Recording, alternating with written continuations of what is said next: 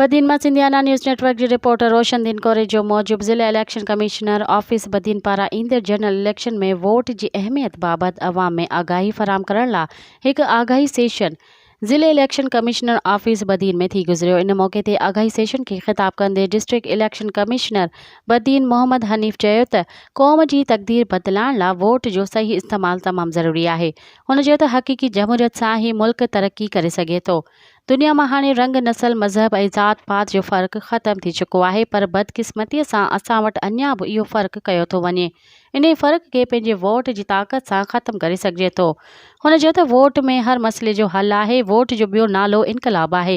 हुन वधीक चयो त हिन सेशन में मौजूद हर शख़्स के ज़िम्मेवारी आहे त हू पंहिंजे ॻोठनि ऐं इलाइक़नि में वोट जी अहमियत के उजागर कनि ऐं ॻोठ में ख़ासि करे ॻोठाणी औरतुनि जो वोट दाख़िल कराइनि। छो त असां वटि मुआशिरे में 50% तादाद औरतुनि जो आहे, पर अफ़सोस सां चवणो थो पवे त औरतुनि जो वोटर लिस्टनि में तादाद तमामु घटि आहे।